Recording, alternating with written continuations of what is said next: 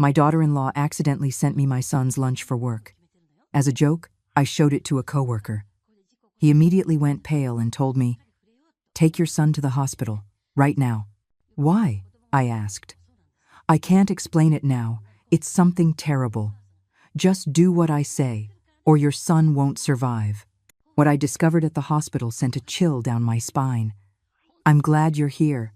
If you're watching this video, give it a like, subscribe to the channel, and tell me in the comments where you're listening to my story of revenge from. I want to know how far it has traveled. On a Monday morning, my house in Chicago was as busy as ever. The sound of pots and pans clashing in the kitchen, the aroma of freshly brewed coffee, mixed with the soft fragrance of a perfume sample I had left on the dining room table. I was rushing around, getting ready to go to the office to supervise the new line of perfumes, the pride of my entire life. Julian, my son, was already ready in an impeccable suit, preparing for an important meeting at the financial firm where he is the managing director. Seeing my boy combing his hair in front of the mirror filled me with pride. Julian was all I had, my only child, to whom I had dedicated my entire life to raise and love. In the kitchen, Natalie, my daughter-in-law, was busy preparing lunch.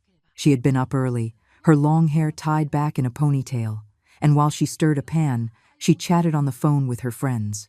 Her voice was a cheerful chatter, full of laughter, but her hands moved with agility, arranging food in 2 Tupperware containers, a large one for Julian and a smaller one for me. Standing at the kitchen entrance, I watched her work with a warmth in my chest. "You're so thoughtful, my dear. You not only worry about your husband, but also about your mother-in-law," I said, unable to hide a smile. Natalie turned around. Her eyes sparkled, and she smiled slightly. "I just want everyone to eat well, Caroline. Eating out these days is just not safe anymore." Her words moved me. I had always seen Natalie as a daughter, my beautiful and dynamic daughter-in-law, who always knew how to take care of the family. As we prepared to leave, Natalie hurried to give me the small container, while she put the large one in Julian's car. I carefully placed the container in my purse, thinking about how incredibly attentive Natalie was. She was a family woman. She always made me feel at ease. Then I walked out the door, not realizing that this Tupperware would change everything in my life. At lunchtime, my office was as lively as usual. The younger employees gathered around the table, laughing and gossiping about their husbands and their kids. I opened my purse, took out the Tupperware, but immediately realized that something was wrong.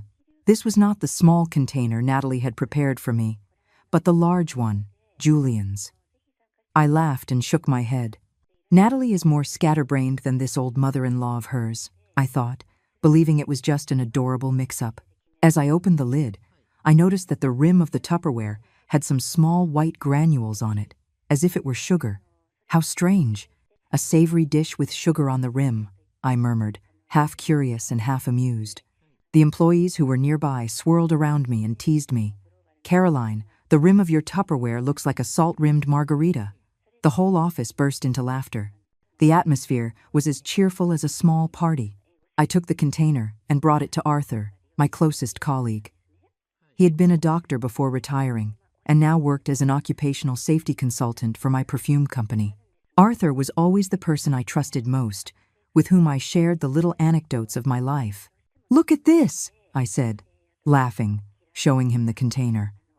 Natalie, so young and already more absent-minded than I am, she cooks her husband a savory dish and puts sugar on the rim of the Tupperware. Maybe she sees how hard Julian works and wants him to gain some weight. I joked, expecting him to laugh out loud like the others. But Arthur didn't laugh. He took the container, tilted it under the fluorescent office light, and gently rubbed the rim with his finger. Suddenly, his face turned pale and he narrowed his eyes as if he had just seen something horrible. "Who prepared this food for you?"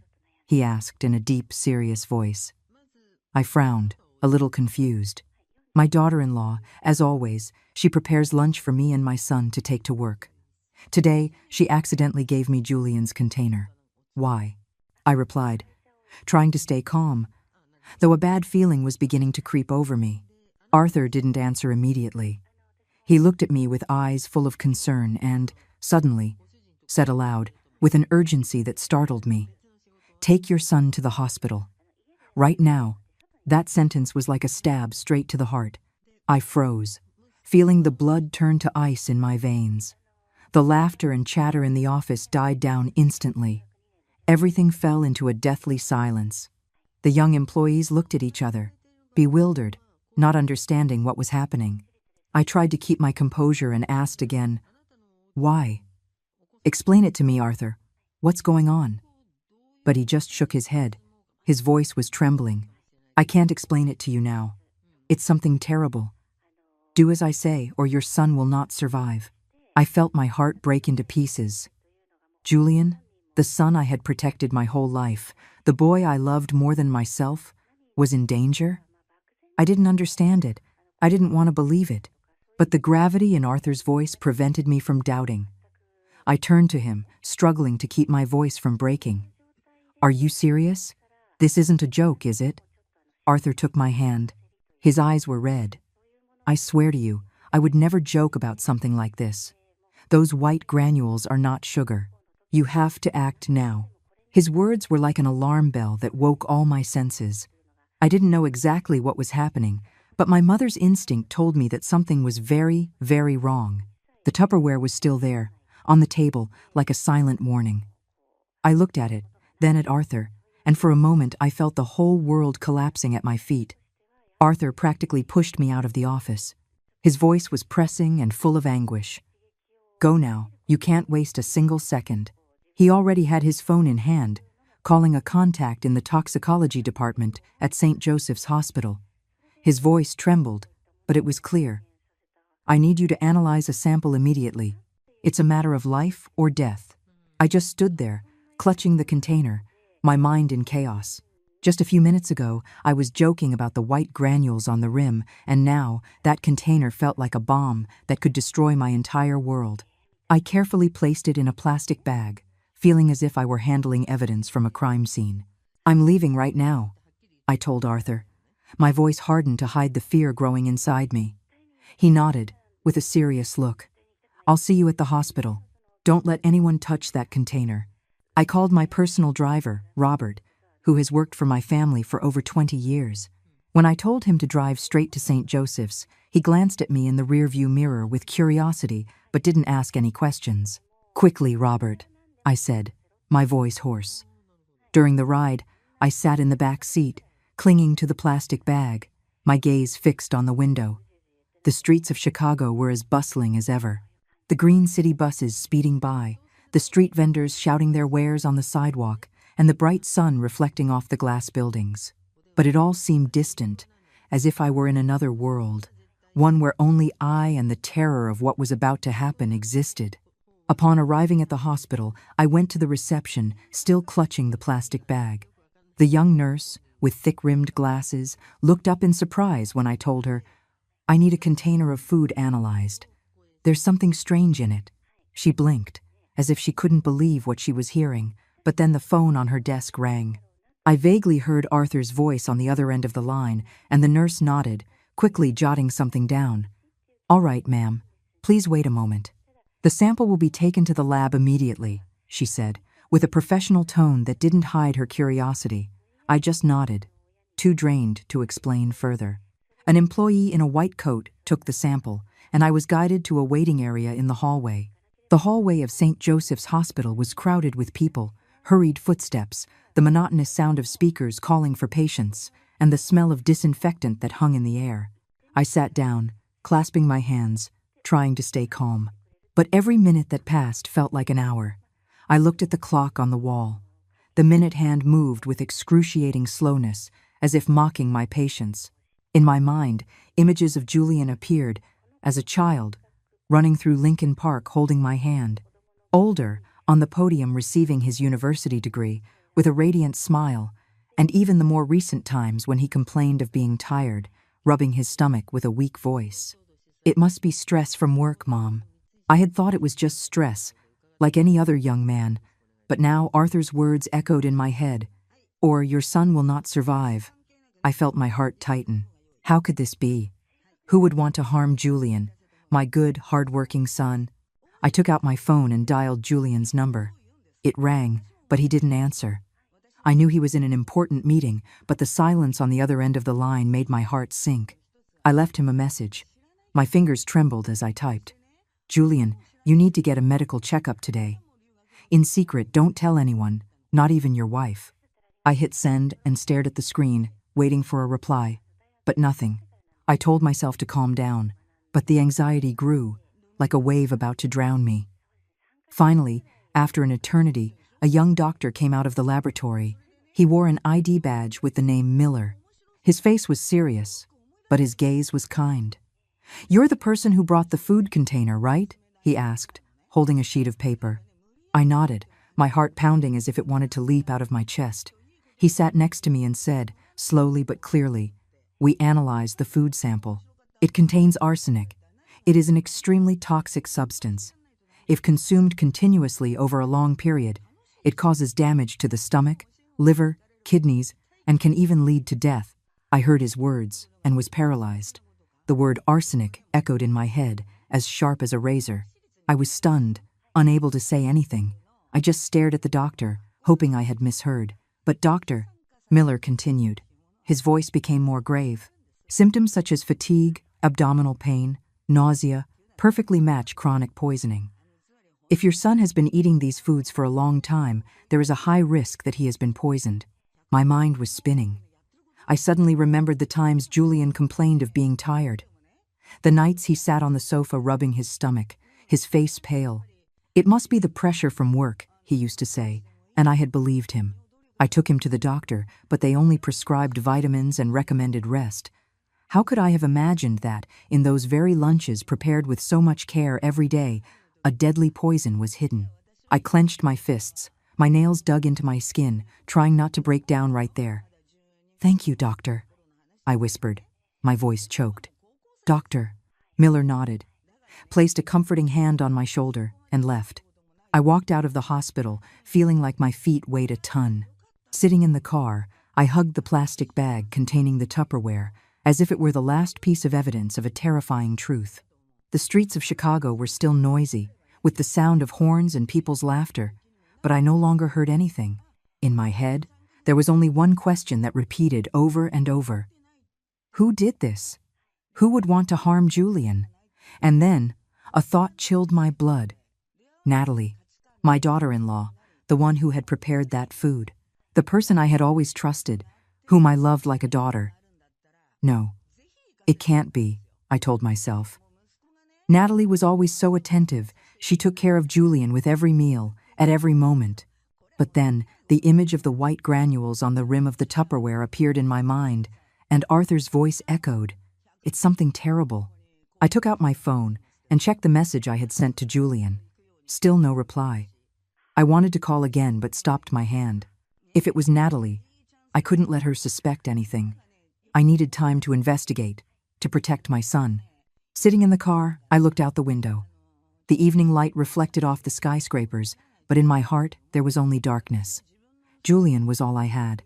I had lost my husband 10 years ago, and I had built the perfume brand by myself to leave it to my son. I couldn't lose him. I couldn't. That afternoon, I couldn't go home right away. My mind was still in turmoil after what Dr. Miller had told me at St. Joseph's Hospital. I needed answers, a clue to understand why this nightmare was happening to Julian. I decided to drive directly to the office of Mr. Wallace, my personal attorney, who had helped me with all the legal matters of my perfume brand for over 20 years. If there was anyone who thoroughly understood my estate and what I had arranged, it was him. When I entered his office, Mr. Wallace was sitting behind his desk, with his gold-rimmed glasses, carefully reading a file. Upon seeing me, he looked up and gave me a kind smile. "Caroline, what a surprise to see you here without an appointment. Is something important?" I sat in the leather chair in front of him, getting straight to the point. "Mr. Wallace, I need you to review my will and all the documents of my estate, right now." My voice sounded firmer than I expected, as if I were trying to hide the storm of emotions I felt inside. Mr. Wallace frowned, but asked no more questions. He stood up, opened a filing cabinet, and took out a thick folder. "This is the last draft you signed last year," he said, placing the papers in front of me. I turned the pages one by one. The dry words about properties, real estate, and company shares paraded before my eyes. But when I reached the section on the distribution of the inheritance, I felt my blood run cold. In the will, I had clearly stipulated that my assets would be divided equally between Julian and Natalie, my son and my daughter-in-law, whom I had always considered a daughter. But there was a clause that made me shudder. If one of the two passed away before me, the survivor would automatically inherit the entire estate. That is, if Julian died, Natalie would become the sole heir. I looked up at Wallace. My voice trembled. And if I'm still alive, could she get anything? Mr. Wallace adjusted his glasses. His voice was grave and clear. If you are still alive, you remain the owner of the perfume brand and have every right to change the will at any time. But if Julian were to pass away before you, his personal assets, properties, investments would gradually pass into Natalie's hands. When you pass away, legally, that is the shortest path for her to get everything. He paused, looking at me as if to make sure I understood the weight of his words.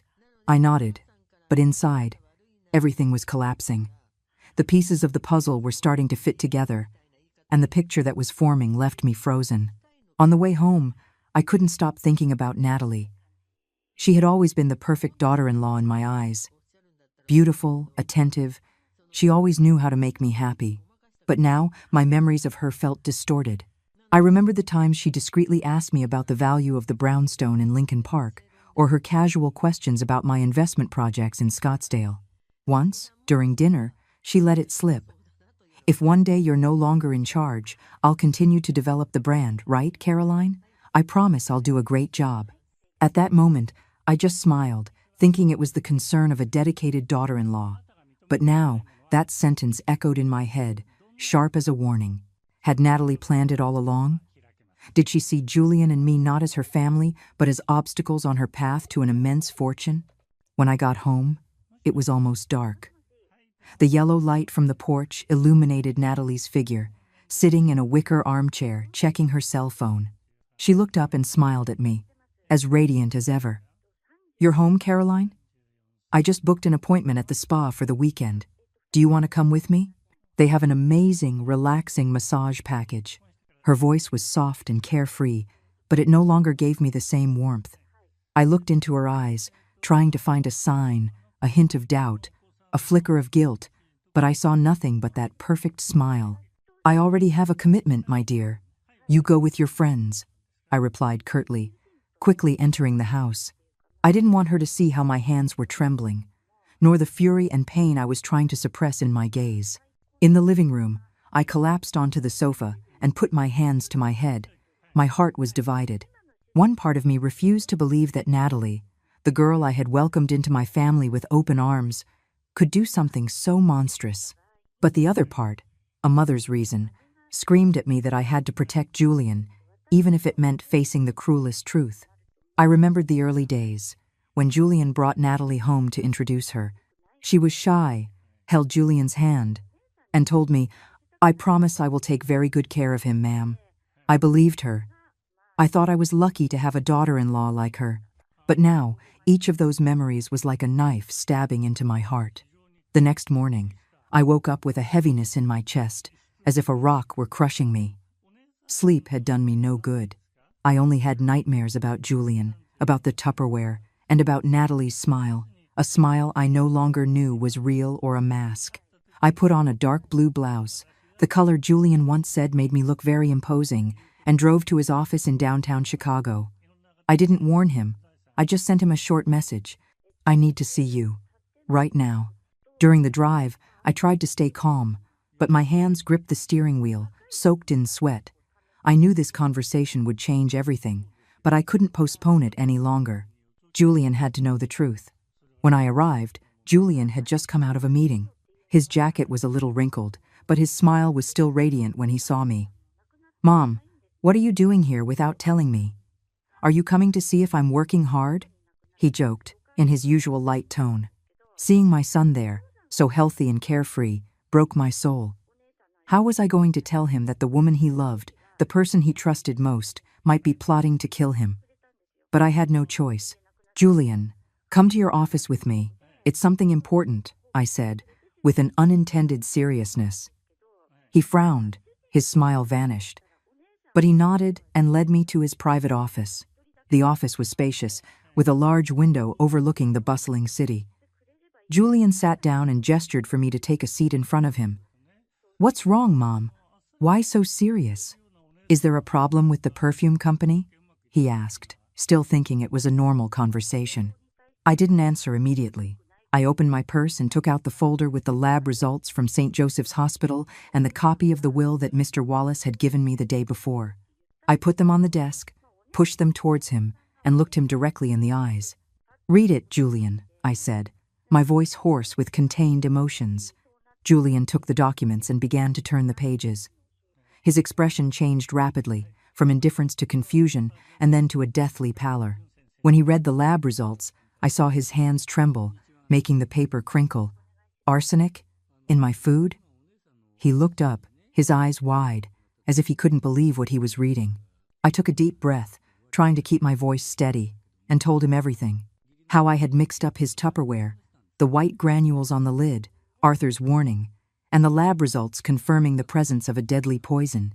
I told him slowly, detail by detail.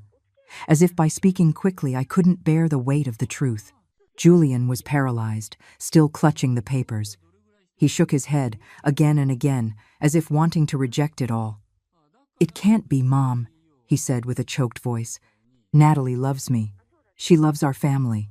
She cooks for me every day, takes care of me in every detail. How could she?" His voice trailed off, and I saw his eyes turn red. Seeing my son like this tore me apart inside.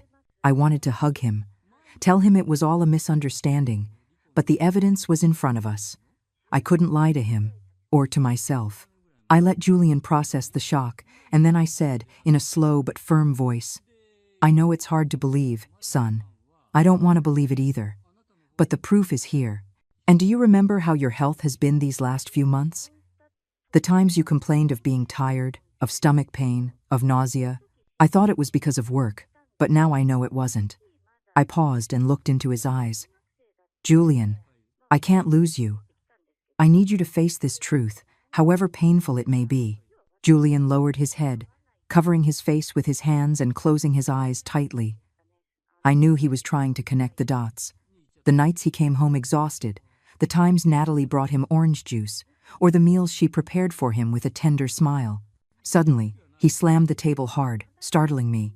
"If this is true," he said, his voice trembling with rage, "then she didn't just betray me. She wants to steal your legacy and destroy our family." I saw in his eyes a pain mixed with determination, as if he had just realized that the life he believed in had been shattered by the person he loved. I took his hand and squeezed it tightly.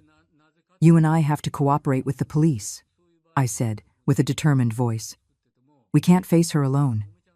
If we stay quiet, you'll be in more danger." Julian looked at me. His eyes wavered between pain and doubt. I knew he still loved Natalie, that he still wanted to believe there was some explanation. But then he took a deep breath and nodded, his eyes red. "Mom, I'll do what you say. We're going to unmask her. I can't let you suffer another loss." That same afternoon, Julian and I went to the police precinct to see Detective Bryant, whom I had met at a business seminar a couple of years ago. The detective was a middle-aged man, with graying hair, a deep voice, but with a penetrating gaze. We sat in a small office with white walls that smelled of coffee. I told him the whole story, from the Tupperware to the lab results, while Julian added details about his health. Detective Bryant listened attentively, taking notes, nodding from time to time. "This is a very serious case," he said, in a serious tone. "We will keep the Tupperware as evidence, and we will plan to install cameras in your house to monitor her. We will also need to analyze more food samples." He looked at me and then at Julian. "But you both must maintain absolute secrecy. We can't let the suspect know we are investigating her." Julian nodded, but I saw him clench his fists. "Understood," he said in a hoarse voice. I knew he was fighting with himself, with the love he once felt for Natalie. When we left the precinct, Julian remained silent for a long time. We were in the parking lot, in the midst of the bustle of Chicago. I looked at my son, the young man I had raised, who now seemed to have aged 10 years in a single day. "Mom," he turned to me, his voice choked. "I never imagined that the person sleeping next to me every night would want to kill me. But for you, for the brand, for our family, I will be strong." I went to him and hugged him tightly. His body trembled, and I felt his pain mix with mine. "Son, I'm here," I whispered, as tears fell silently. "We will get through this together." My heart was aching but filled with determination. From now on, we were no longer the victims. We were going to turn the tables, and I would do anything to protect my son, no matter the price. After leaving the police station, Julian and I sat in the car. No one said a word for several minutes. The car's engine hummed monotonously, but inside me, everything was a whirlwind. We had just entered a war where the enemy was someone we considered family. Julian stared out the window, his face tense, and his hands clenched on his knees. I knew he was struggling with himself, caught between love and betrayal. "Mom," he finally said, his voice grave, "how are we going to expose her? I don't want to drag this out any longer." Feeling my determination grow. "We're going to make her lose her patience, Julian. If she really has a plan, she'll make a mistake." Upon arriving home, I immediately called Detective Bryant to discuss the plan. He listened and then suggested in a firm voice, "Attack her motive, the money. If what she's after is the estate, make her believe the opportunity is slipping away. She'll panic and act rashly." His words were like a flash of lightning in my mind. I immediately thought of the will, something that seemed to interest Natalie greatly. If I made her believe that the fortune was about to slip through her fingers, she wouldn't be able to stay calm. "I know what to do," I told Bryant, feeling like a strategist about to enter battle. The next morning, I called Mr. Wallace, my lawyer. "Mr. Wallace, could you come to the house this afternoon? I want to discuss a new will," I said, making sure my voice was loud while Natalie was nearby, arranging some flowers in the living room. I saw her pause for a moment, her hands still. But she quickly bent down, pretending to continue with her task. I knew she had heard me. That afternoon, when Wallace's car pulled up to the gate, I deliberately opened the main gate so Natalie could see him clearly. She was in her Porsche, saying goodbye to a friend, and her gaze slid towards the car with a curiosity she couldn't hide. In the living room, Mr. Wallace and I sat across from each other, with the window open so our voices could be heard outside. I spoke in a loud, clear voice. "Mr. Wallace, I've thought about it a lot. In 1 month, I will officially change the will. I want to donate the majority of my estate to a foundation to build a home for abandoned children. They need that money more than my children do." Wallace, whom I had already briefed on the plan, nodded and played along. "That's a very noble idea, Caroline. I will prepare the documents immediately. What percentage of your assets do you wish to allocate?" I replied, deliberately emphasizing, "At least 80%. The perfume brand, the properties, everything. I want to leave a meaningful legacy." At that moment, I heard stealthy footsteps in the hallway. Natalie passed by, with a tray of fruit in her hands, but her steps clearly paused for a second. I glanced at her and saw her freeze for an instant, her eyes wide, before hurrying on. My heart raced. She had heard it, and I knew it had touched her greatest fear. When Wallace left, Natalie accompanied him to the door, a forced smile on her lips that no longer had its usual naturalness. "Thank you for coming, Mr. Wallace," she said, but her voice trembled slightly, as if she were trying to hide something. That night, I decided to take the plan a step further. I organized a family dinner, as I used to do to maintain a warm atmosphere. Julian sat beside me, and Natalie opposite, smiling, but her eyes lacked their usual sparkle. As I poured the wine, I deliberately brought up the will again. "I've thought it over. The perfume brand is my life's work, but I want it to be linked to philanthropy. Donating my assets to the foundation is the way for me to feel at peace." Natalie nodded, pretending to agree. "How noble of you, Caroline. I fully support you." But I saw her grip her wine glass, her red-painted nails digging into the crystal. Julian played along, his tone soft but full of intention. "That's right, Mom. It's very valuable that you're thinking about society.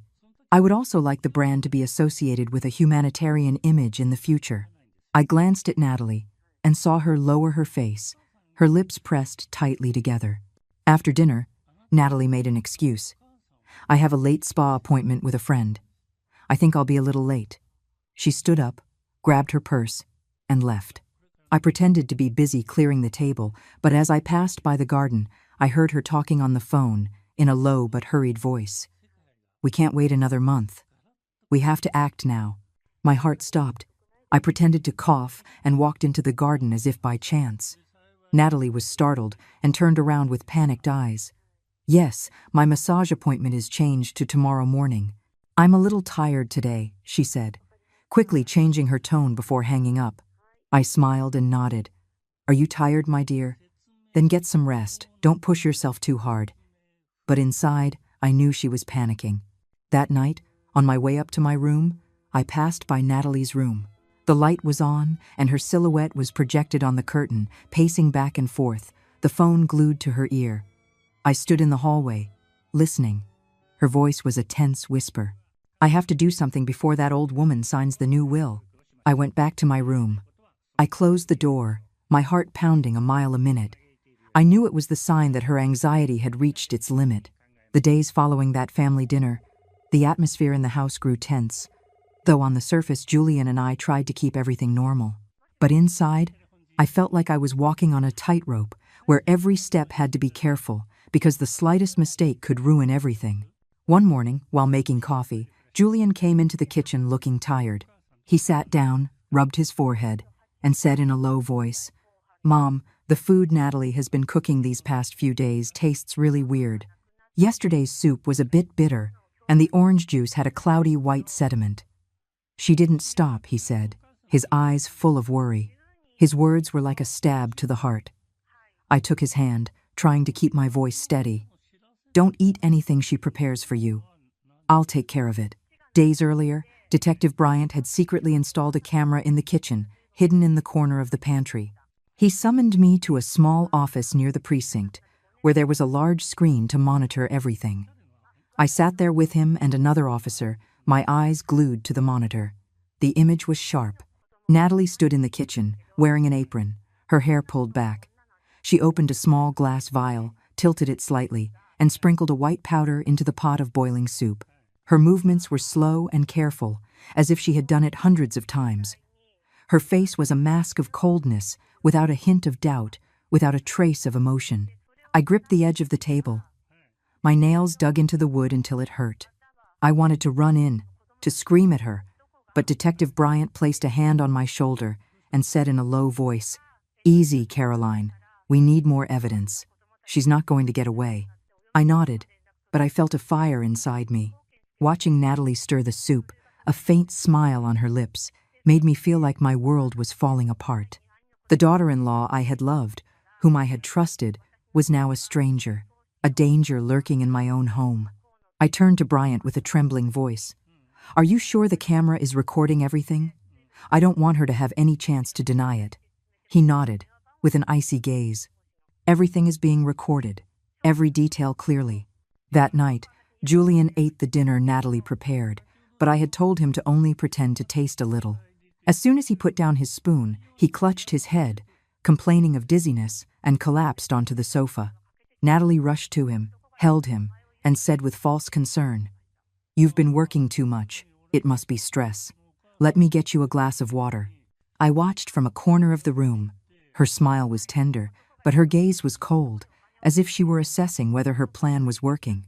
I turned away, pretending to be busy with the dishes, but my heart ached like never before. Julian was acting very well, but I knew he was suffering too. Not from the poison, but from the betrayal of the woman he had loved. The food sample from that dinner was secretly collected by the police for analysis. The next morning, Detective Bryant called me to his office. He handed me the sheet with the results. His voice was grave. "The concentration of arsenic in the soup and orange juice is double that of the previous container." She panicked, probably for fear of losing the inheritance after hearing you talk about the foundation. "She's accelerating the plan." I took the paper. I read every line, feeling my blood run cold. "Double," I murmured, in disbelief.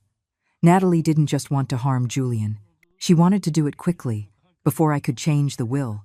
Bryant looked at me and said in a low voice, "You and your son must be more careful.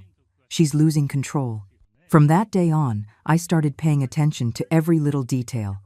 Every time Natalie served juice, she always served Julian first, carefully placing the glass in front of him before serving me or anyone else. Once I pretended to be thirsty and asked her to bring me a glass of orange juice. She moved nervously in the kitchen. Her hands trembled slightly as she handed me the glass. "Here you go, Caroline," she said, but she avoided my gaze, as if she were afraid I would discover something. I took the glass and smiled. "Thank you, my dear, but I'm actually craving a glass of water now." She froze for a moment and then nodded with a forced smile. Another night, Natalie brought a bowl of soup and placed it in front of Julian with a concerned air. "Eat, my love. I prepared this especially for you." I looked at Julian and gave him a look. He smiled weakly, but I spoke first. "I'm old now. I can only eat broth. Let your husband have this soup." Natalie stopped, the smile frozen on her lips. "Yes, of course," she replied, her voice a little broken, and she turned away quickly. I knew she was confused, and that gave me a strange relief mixed with pain. Every time I refused her food, I felt like I was weaving another thread in the trap we had set. Julian continued his performance, becoming more convincing each time. At work, he would deliberately rub his stomach, looking weak, which worried his colleagues. At home, he would lie on the sofa, sighing and complaining of fatigue. Natalie would look at him, a flash of satisfaction in her eyes, as if she believed the poison was taking effect. Seeing that broke my heart. Julian wasn't just my son. He was my pride, the one who would continue my dream. Seeing him pretend to be in pain to deceive the one trying to kill him filled me with both pride and a deep sadness. That same night, late, as I was passing through the hallway, I heard Natalie whispering on the phone. I stopped, pressed myself against the wall, trying to listen. "Just a few more days, after that, I'll be the only one on everything," she said, in a low but determined voice. I silently took out my phone, activated the voice recorder, and held it steady. When Natalie's voice came through clearly, I knew I had another crucial piece of evidence. I went back to my room and sent the recording to Detective Bryant with a message. "We're almost at the end." The next morning, Detective Bryant summoned Julian and me to the precinct. When we entered, he was sitting behind his desk, his gaze penetrating, but his voice calm. "We have enough evidence to arrest her, but to ensure she can't deny it, we need a final blow. A faked death for Julian will make her lower her guard and confess her plan." I looked at Julian, saw him clench his hands, his face tense. I knew he still loved Natalie, but he nodded, his voice hoarse. "I'll do it. If we keep waiting, she'll continue, and you'll be in danger too, Mom." His words were like a knife in my heart. I was proud of my son's strength, but it pained me to see him suffer the agony of betrayal. I took his hand and said in a low voice, "I'm here, Julian. We'll get through this." Detective Bryant nodded and motioned for an officer to take us to a conference room to finalize the details. The plan was meticulously laid out. The police coordinated with St. Joseph's Hospital to prepare a special room filled with hidden cameras in every corner. Dr. Evans, an old friend of Detective Bryant, agreed to help. She would create a fake medical file with a clear diagnosis of severe poisoning and cardiac arrest to make it more convincing. Julian and I spent hours with her, planning every step. Julian would pretend to be poisoned after dinner, collapsing at the table. I would be the one to call the ambulance and give Natalie the news of his death. Every detail was calculated, but the anxiety never left me. If Natalie didn't react as we expected, if she suspected something, everything could fall apart. That night, the tension in the house was thick enough to cut with a knife. Natalie prepared dinner as usual, served a bowl of aromatic soup, and placed it in front of Julian. "Eat, my love. I prepared this especially for you," she said, with a tender smile but a frigid gaze. I looked at Julian and gave him a signal with my eyes. He nodded slightly, took the spoon, pretended to taste a little, and then put it down, making a face. "I'm full today. I think I'll eat light." Natalie looked at him with a flash of disappointment, but quickly hid it with a smile. "Well, then I'll save it for you to eat tomorrow." A few minutes later, Julian began to act. He clutched his stomach, his face turned pale, and his breathing became ragged. "Mom, "It hurts so much," he whispered, before collapsing onto the table, knocking over a glass of water. I jumped up, screaming, "Julian, what's wrong with you?" My voice trembled, and it wasn't entirely acting. Seeing my son motionless, even though I knew it was fake, squeezed my heart. Natalie also shot up, rushed to him, took his hand, and screamed, "My love, wake up! What's wrong?" But the moment she leaned over, I saw a strange glint in her eyes. It wasn't concern, but a discreet satisfaction, as if everything was going according to plan. I quickly grabbed my phone, pretending to call for an ambulance, my voice panicked. "Please, come quickly," my son fainted. "He's not breathing."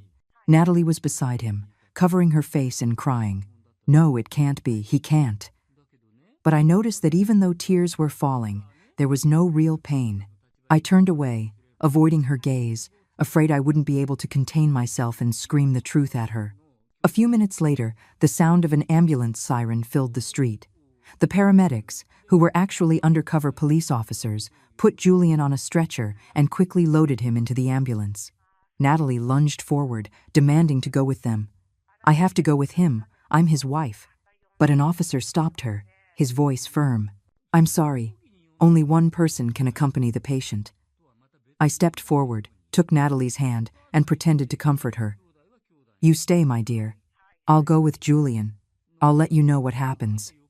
She nodded, her eyes red, but I felt her hand tremble, as if she were holding something back. I got into the ambulance, the door slammed shut, and the vehicle took off. Sitting next to Julian, I took his hand and whispered, "You did great. Now it's my turn." He opened his eyes and smiled weakly. "I trust you, Mom." I felt a warmth in my heart, but also a great heaviness. I knew this charade would be the turning point, but also another wound in both our souls. At St. Joseph's Hospital, everything was perfectly set up. Julian lay motionless on a bed, connected to wires and machines. A monitor simulated cardiac arrest, creating a terribly realistic scene.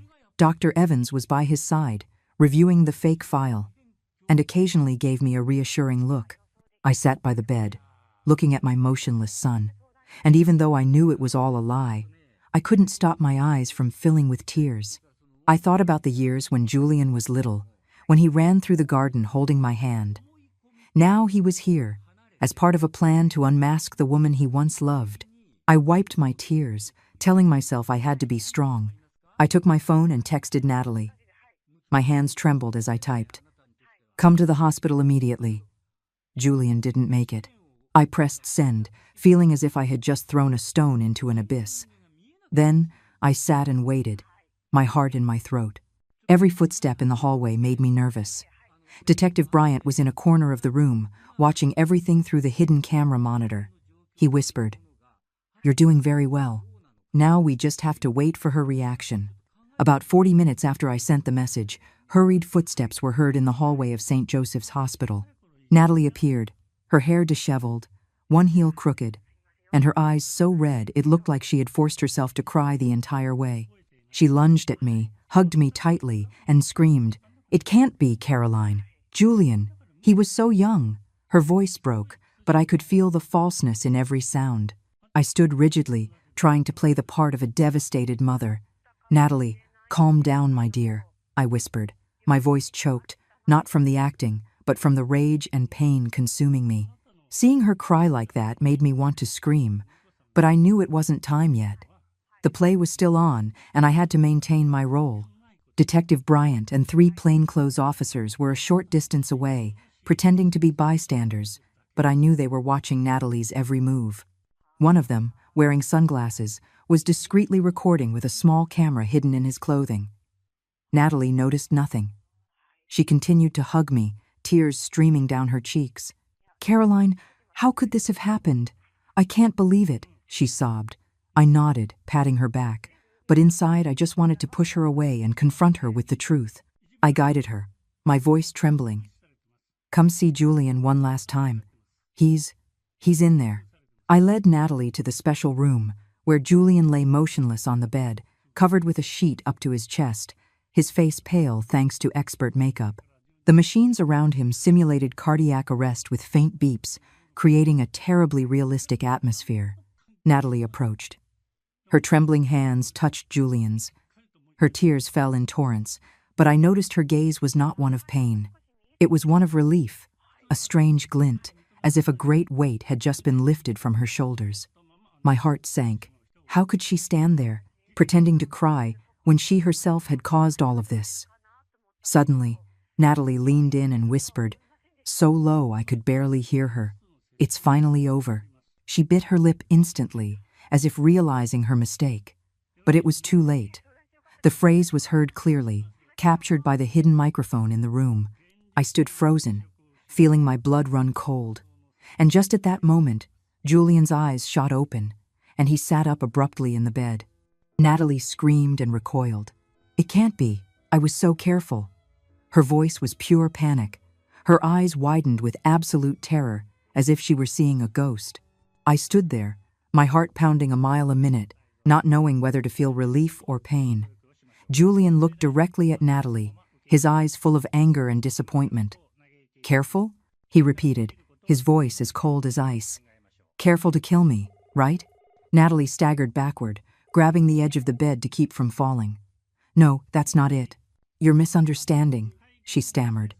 But her trembling voice betrayed her. Detective Bryant entered the room. His voice was firm. "We've heard enough, Miss Natalie. You are under arrest for attempted murder." 3 other officers appeared behind him, blocking any escape. Natalie turned, her face ashen. "No, it wasn't me," she shouted, her voice breaking. "It was just a spice. I just wanted to add more flavor." But Bryant didn't let her continue. He held up a folder and a USB drive. His voice was calm, but cutting. "Would you like to see the evidence? The video of you putting a white powder in the soup, the lab results with arsenic, the recording of your phone call, and what you just said a few seconds ago. It's all here." Natalie swayed, as if her legs couldn't support her. She looked at me, then at Julian, with a look of total panic.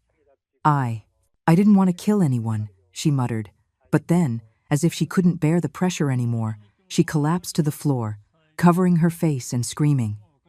"I just wanted the money. I didn't want to do it, but that old woman was going to donate it all to charity. She left me no other choice."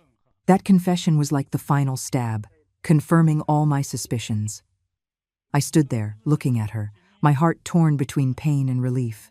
Pain for the betrayal of someone I considered my daughter, and relief because, finally, the truth had come to light. Julian came over, put his arm around me, and whispered, "Mom, we won." His voice trembled, but it was filled with determination. I took his hand and squeezed it, feeling the warmth of my son's hand, a warmth I almost lost forever.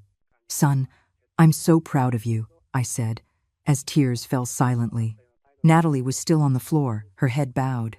Her sobs mixed with the sound of the officers' footsteps as they approached to handcuff her. "Come with us," Bryant said, without a hint of compassion.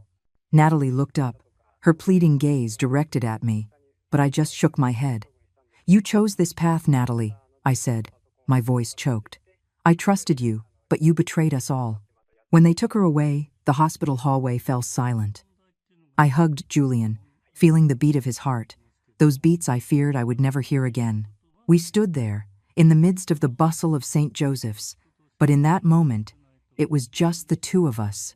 I thought about all the years that had passed, the days I raised Julian alone, the dream of building a perfume brand for him.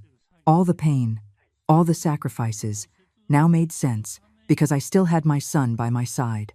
The police quickly took Natalie to an improvised interrogation room in the hospital, a small room with a cold fluorescent light. Julian and I were taken to an adjacent observation room with a two-way mirror that allowed us to see everything without being seen. I sat down, holding Julian's hand, feeling the tremor in my son's fingers. He was silent, his gaze fixed on Natalie through the mirror, as if trying to find the image of the wife he once loved. I squeezed his hand and whispered, "Son, we'll end this today." But inside, I wasn't sure if I was comforting Julian or myself. Natalie sat across from Detective Bryant, her hair disheveled and her hands cuffed on the metal table. Her head was bowed, but I could still see the sweat on her forehead. Detective Bryant began, his voice soft but sharp. "Miss Natalie, we don't want to make things difficult for you. Just tell us the truth. Why did you do it?" Natalie looked up. Her eyes darted back and forth. Her voice was defiant. "I didn't do anything. You're making all this up to frame me." She spoke loudly, but her voice trembled, as if she were trying to convince herself more than anyone else. Bryant didn't respond. He silently placed a small glass vial on the table, the same one the police had found in my kitchen. "Then what is this?" he asked, his tone calm but full of pressure. "Salt, sugar, or arsenic?" Natalie stared at the vial with wide eyes but didn't answer. She bit her lip, clenching her hands so tightly that her knuckles turned white. I saw Julian beside me clench his fists. His breathing quickened. "Calm down, son," I whispered, holding his shoulder. But I too was holding back the rage boiling inside me. The interrogation room door opened, and a hospital doctor entered with some papers. "These are the results of the soup and juice samples we took from your house," he said, looking directly at Natalie. "The concentration of arsenic is enough to kill a healthy adult in a short time." Natalie shook her head, laughing nervously. Her voice broke. "No, it can't be. I was just giving him vitamins. Julian was always tired. I just wanted him to feel better." But her voice was weak, as if she didn't believe her own words. Bryant didn't let her continue. He turned on the screen on the table, and the video from the hidden kitchen camera appeared. The image was sharp. Natalie, standing in front of the pot, opening the small vial, sprinkling the white powder, and then quickly stirring, disguising it by adding a little salt and pepper. Her face was cold, without a hint of doubt. I heard Julian let out a choked sigh. He lowered his head, covering his face, as if he couldn't bear to see the woman he loved in that recording. I took his hand and squeezed it, saying nothing. My soul ached, but I knew it was time to be stronger than ever. "Do you have anything else to say?" Bryant asked. His voice remained calm but sharp as a razor. Natalie shook her head. Her eyes moved restlessly. Sweat ran down her cheeks. I don't know anything about arsenic," she stammered. Bryant signaled to the officer beside him, and an audio recording was played. Natalie's voice echoed in the room. "Just a few more days. After that, I'll be the only one on everything." It was the conversation I had recorded the night before, when she was whispering on the phone. Natalie froze, her face pale, as if she had been slapped. That's not me," she shouted, but her voice had no strength or conviction left. Julian, beside me, jumped up, his fists clenched and his eyes red. "Mom, I can't take it anymore," he shouted, about to leave the observation room.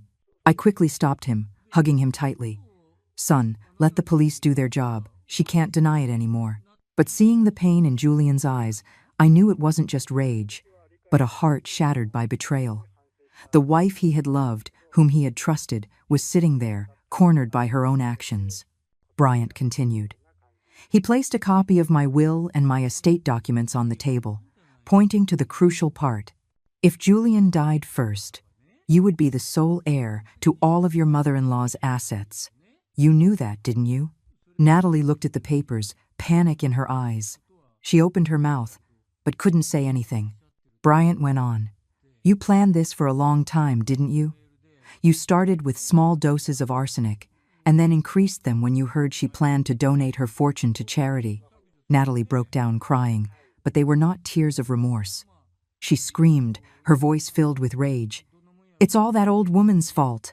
If she hadn't announced the donation, I wouldn't have had to rush things like this." That sentence was like the final stab, straight to my heart.